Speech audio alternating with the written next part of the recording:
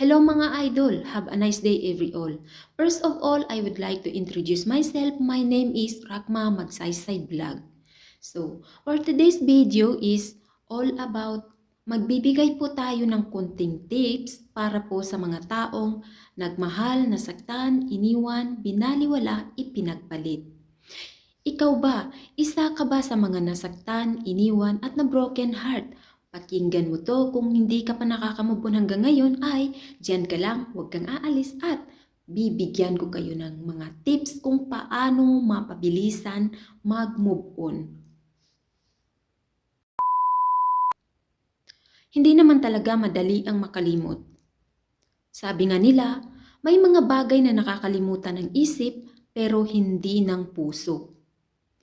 Pero hindi rin naman ang ibig sabihin nun ay hahayaan na lang natin ang ating sarili na maiwan sa nakaraan. Kaya ngayon ay bibigyan ko kayo ng mga paraan kung paano mo siya makakalimutan.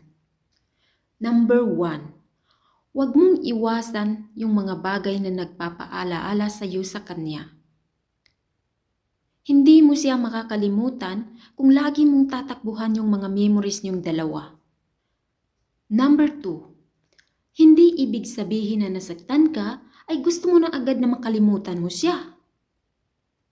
Kahit pa man ipilit mo sa sarili mo na wag nang isipin siya, ay hindi mo yun magagawa kung alam mo sa sarili mo na mahal mo pa.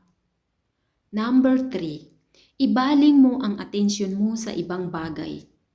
Iwasan mo ang mag-isa.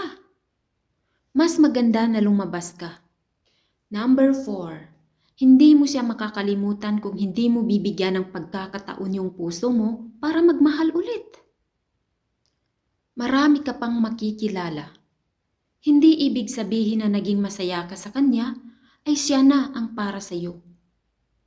Kung sa maling tao naging masaya ka, ay isipin mo na lang kung sa tamang tao pa kaya.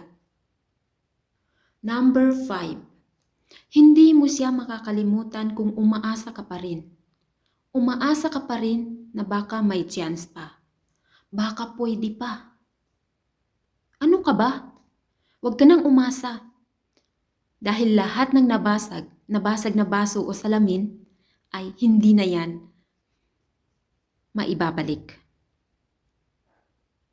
Makakalimutan mo lang siya kung tanggap mo na sa sarili mo na tapos na, wala na. Tandaan mo na kapag ang isang salamin ay nabasag na, ay kahit anong gawin mo ay hindi na yan may babalik.